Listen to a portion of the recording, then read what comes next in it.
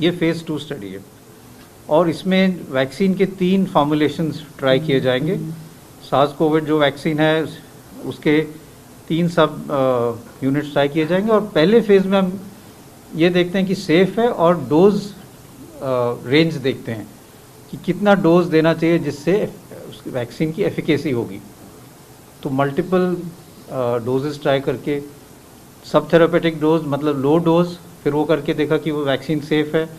फिर उसके बाद आप हायर डोज दे सकते हो कि इस डोज से भी वैक्सीन सेफ़ है और इससे इम्यूनिटी ज़्यादा मिल रही है और वैक्सीन इज़ मोर इफेक्टिव।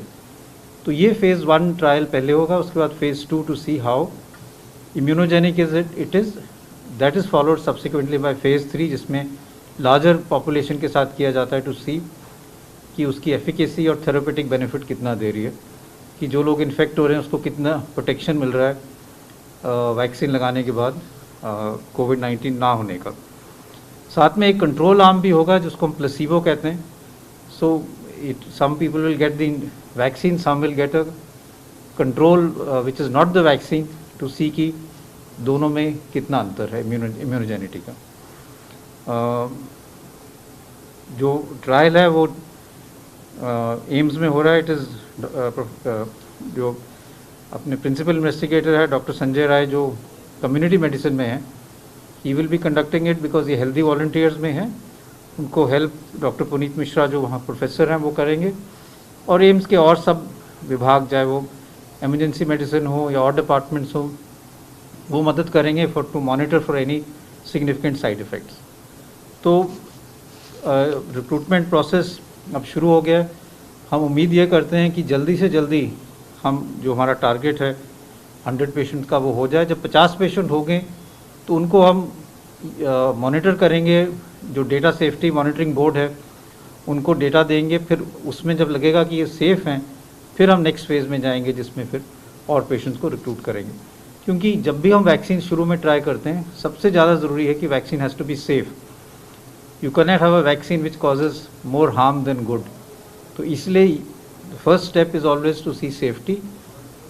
पहले स्मॉल नंबर्स में अगर उसमें सेफ लगता है then a larger number and you can even go to a higher dose to make sure कि what is it is safe even at a higher dose. और उससे थोड़ा आइडिया हो जाता है कि what is the exact dose that is required for giving the vaccine.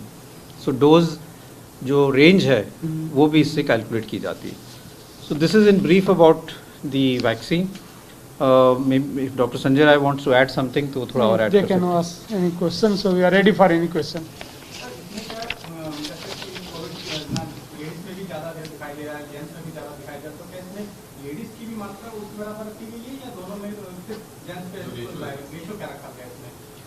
दोनों men और वुमेन दोनों रिक्रूट कर रहे हैं, बट ओनली राइडर इज कि in women pregnancy has to be ruled out.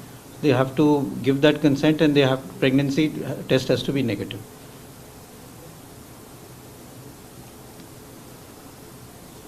Sir अभी कितनी डोज दी जा रही है? जैसे आपने कहा डोज एडजस्टमेंट की जाती है, तो यूजुअली कितनी डोज से स्टार्ट कर रहे हैं और किस रेंज तक है? इस समय 2 डोज में है लेकिन 3 फार्मूलेशन है। उसमें कुछ और डोज के साथ साथ जो है और भी एडजुवेंट होते हैं उनके अंदर जिनको तो एक 3 माइक्रोग्राम है, 6 और 6 करके है।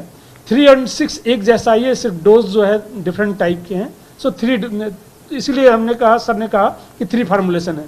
सो तीनों को ही हम अभी ट्राई करेंगे फर्स्ट फेज में। तो 3 माइक्रोग्राम फॉलोड बाय 6 माइक्रोग्राम और जो अलग उसके वो हैं फॉर्मुलेशन उसमें एडजुवेंट्स हैं। एडजुवेंट वैक्सीन में डाला जाता है जिससे उससे उसकी इम्यून रिस्पॉन्स बढ़ जाए। तो कई वैक्सीन्स हैं जो होल वायरल वैक्सीन्स हैं, इवन जो इन्फ्लुएंजा की वैक्सीन आती है उसमें एडजुवेंट डाला जाता है जिससे उसकी एफिकेसी ज़्यादा हो और वो बॉडी में इम्यून रिस्पॉन्स बेटर बना पाए।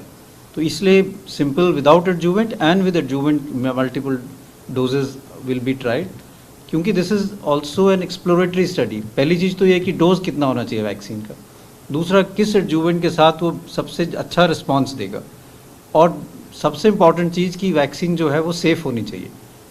तो पहले smaller group it will be tried and then subsequently if it is safe a larger group and in different categories जो एडजुवेंट के साथ हैं।